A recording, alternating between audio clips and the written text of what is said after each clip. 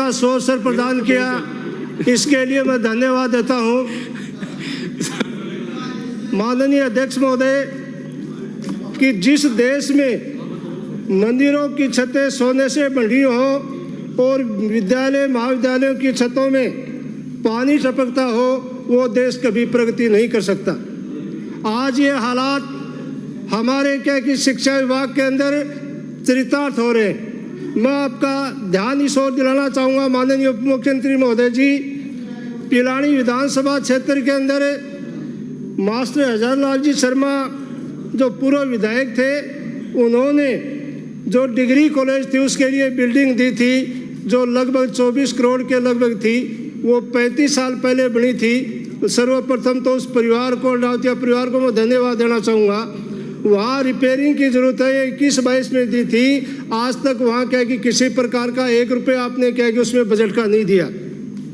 इसी प्रकार से महाविद्यालय के अंदर एक ही सहायक कर्मचारी नहीं है, वहाँ मात्र 4 व्याख्याता हैं और बाकी क्या है कि विद्या संबल के सारे वो भी अब वर्तमान में कार्य नहीं कर रहे।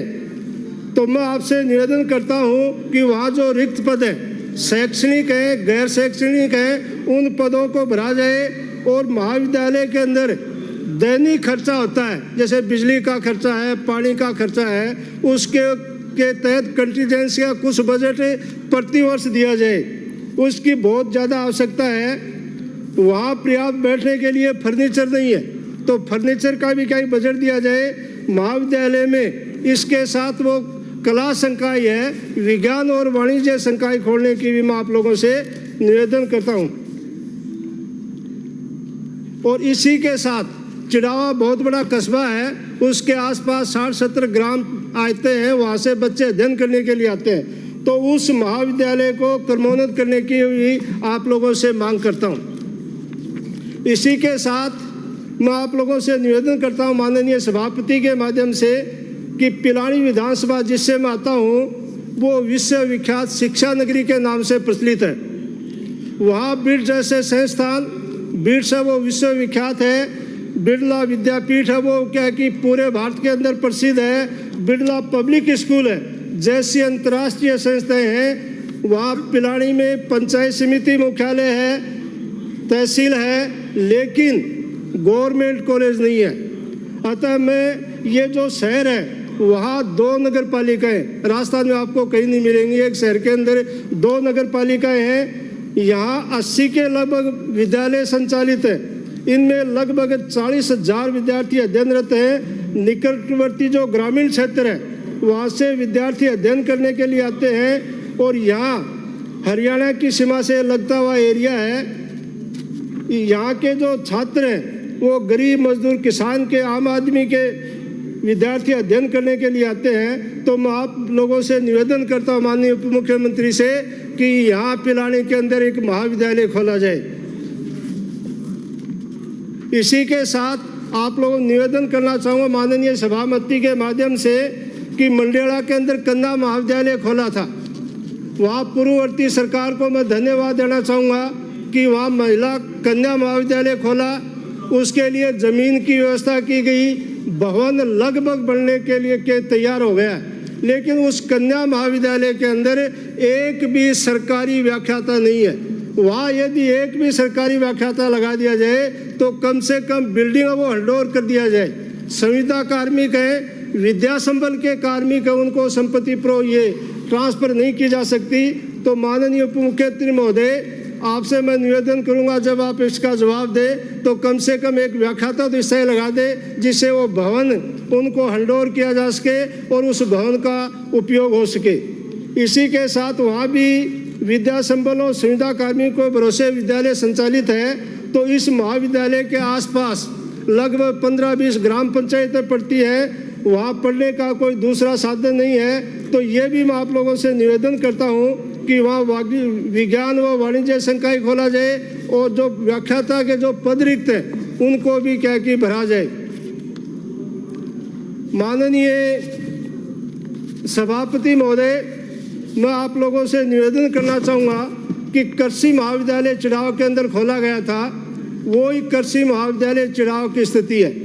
आज वो मात्र 2 कमरे के अंदर, जो सीनियर सेकेंडरी स्कूल है उसके 2 कमरे लौट के उसके अंदर संचालित है। वहाँ न तो कोई व्याख्याता लगाया गया है, न क्या कि अन्य कोई कर्मचारी लगाए गए हैं, न वहाँ शैक्षिक और गैर शैक्षणिक स्टाफ की व्यवस्था की गई है। वहाँ किसी प्रकार की व्यवस्था नहीं है। तो आप लोगों से मैं निवेदन करता हूँ कि इस महाविद्यालय के अंदर स्टाफ लगाया जाए, शैक्षणिक स्टाफ लगाया जाए, गैर शैक्षणिक स्टाफ लगाया जाए, जमीन की व्यवस्था किया जाए और बजट अलॉटमेंट करके उस बिल्डिंग के लिए बजट दिया जाए जिससे वो भवन बन सके और यहाँ आने वाले आसपास के जो विद्यार्थी हैं उनको लाभ हो सके। इसी के साथ सभापति मैं निवेदन करना चाहूँगा कि पिलानी क्षेत्र के अंदर, पिलानी जो विधानसभा है उसके अंदर अभी जो श्रवण जी जिक्र कर रहे थे, क्योंकि वहाँ वो 4 बार विधायक रहे हैं पहले, अब उनका क्षेत्र सुरजेट और पिलानी से मैं विधायक हूँ। वहाँ पॉलीटेक्निकल कॉलेज खोली गई थी और वो 21-22 के अंदर से संचालित थी। वहाँ सारे संकाय संचालित थे, विद्यार्थी अध्ययनरत है और बढ़िया क्या कि संचालन हो रहा था। लेकिन बड़े दुर्भाग्य की बात है कि वो महाविद्यालय पिलानी का होते हुए पिलानी के अंदर संचालित नहीं हो रहा था, जिले के झुंझुनू जिला उसके हेडक्वार्टर पे संचालित हो रहा था। चलो वहाँ तक भी हमें संतुष्टि थी, लेकिन उस महाविद्यालय को 24 जून 2024 को निदेशक तकनीकी शिक्षा निदेशालय जोधपुर के द्वारा जो 24/6/24 को जो आदेश निकाला गया था उसके द्वारा बंद कर दिया गया। माननीय उप मुख्यमंत्री महोदय, मैं आपसे निवेदन करना चाहूँगा, जब कोई कॉलेज और महाविद्यालय खोला जाता है, चाहे वो डिग्री कॉलेज हो चाहे पीजी कॉलेज हो, वो सरकार के आदेश से खुलती है। आपने इसको कब आदेश दे दिया निदेशक महोदय कि स्कूल कॉलेज खोल सकता है और बंद कर सकता है? तो मुझे तो इस आदेश पे भी शंका है। ये राज्य सरकार को ये काम करना चाहिए, अधिकारियों से काम नहीं करवाना चाहिए। और आपसे मैं निवेदन कर रहा हूँ कि इस तकनीकी महाविद्यालय को पुनः संचालित किया जाए। वहाँ जो अध्ययनरत विद्यार्थी है, जो 3 साल से अध्ययनरत कर रहे हैं, वो बच्चे कहाँ जाएंगे? उनका जो भविष्य है वो अंधकार में है माननीय। तो मैं आप लोगों के माध्यम से सभापति महोदय, उप मुख्यमंत्री से निवेदन करना चाहूँगा कि इस तकनीकी महाविद्यालय को वापस संचालित किया जाए और यहाँ के जो क्षेत्र के बच्चे उसको लाभान्वित किया जाए। इसी के साथ मैं आप लोगों का एक और ध्यान दिलाना चाहूँगा, राजस्थान के अंदर सबसे बड़ा जो डिपार्टमेंट है वो शिक्षा विभाग का डिपार्टमेंट है। माननीय मंत्री जी यहाँ बैठे हैं, हमारे जो अध्यक्ष हैं वो भी क्या कि शिक्षा मंत्री रह चुके हैं। उस शिक्षा विभाग की मांग का यहाँ क्या कि जिक्र नहीं किया गया। सबसे बड़ा जो विभाग है उस विभाग पे भी क्या कि यहाँ सदन के अंदर चर्चा होनी चाहिए थी। आज उस विभाग की ये हालात कर दी गई है कि जो नामांकन हमने 1 लाख के लगभग पहुँचाया था, वो नामांकन आज वापस क्या कि 70,000 के वापस क्या कि आ गया। वो क्यों आया, इस कारणों पे हमें चर्चा करनी पड़ेगी। नई शिक्षा नीति थी, उसके अंदर ये प्रावधान किया गया था कि हम पहले क्या कि LKG खोलेंगे, UKG खोलेंगे और नर्सरी खोलेंगे, उसके बाद में 6 साल का बच्चा हो जाएगा उसको सरकारी विद्यालय में प्रवेश की व्यवस्था करेंगे। लेकिन माननीय शिक्षा मंत्री महोदय ने उस नई शिक्षा का अध्ययन नहीं किया। आंगनबाड़ी जो चल रही है उसके अंदर ट्रेन टीचर नहीं है, तो वो बच्चे आंगनबाड़ी के अंदर नहीं जाते, राजकीय विद्यालयों के अंदर नहीं जा रहे हैं, वो निजी विद्यालयों की ओर रुख कर रहे हैं। तो जो निजी विद्यालय उनके ऊपर क्या कि नामांकन बढ़ रहा है और राजकीय विद्यालय उसका अंदर क्या कि नामांकन घट रहा है। तो माननीय सभापति महोदय, मैं आप लोगों से निवेदन करना चाहूँगा कि जब तक नई शिक्षा नीति की पूर्ण तरह क्रियान्वित नहीं हो तब तक क्या कि इसकी जो प्रवेश की आयु है वो 6 वर्ष से घटा के क्या कि 5 वर्ष किया जाए, जिससे हमारे जो बच्चे उनका एडमिशन हो सके और जो सबसे बड़ा रोजगार देने का जो साधन है शिक्षा का वो क्या कि हो सके। यदि इसी प्रकार से चलता रहा तो माननीय सभापति महोदय, मैं माननीय शिक्षा मंत्री महोदय ने उनको ये बताना चाहूँगा कि 5 साल के अंदर आप क्या कि स्कूलें बंद कगार के करने पर क्या की स्थिति आ जाएगी और जो सबसे बड़ा रोजगार देने का जो साधन है वो क्या कि बंद हो जाएगा। तो आप लोगों से मैं निवेदन करना चाहता हूं कि जब तक ये व्यवस्था नहीं हो प्रवेश की जो तिथि है वो 5 वर्ष की जाए। इसी के साथ साथ जो सत्ता पक्ष के लोग हैं ये बार बार कहते हैं कि महात्मा गांधी विद्यालय खोल के ये कर दिया। जब जो बहस चल रही थी उस समय मैं सुन रहा था कि कुछ लोग आपके सत्ता पक्ष के भी ये कह रहे थे कि हमारे भी अंग्रेजी माध्यम विद्यालय खोले जाए। माननीय सभापति महोदय, जब अंग्रेजी माध्यमिक विद्यालय खोले गए थे मैं चूरू संयुक्त निदेशक पद पे स्थापित था और हमारे पास सिफारिशें आती थी कि हमारे विद्यालयों के अंदर इंग्लिश मीडियम स्कूल खोला जाए। प्रथम चरण में हमने जिला हेडक्वार्टर पे इंग्लिश मीडियम खोले, उनका प्रशिक्षण किया, टीचर्स का इंटरव्यू लिया और उसके अंदर उनके पदस्थापित किया।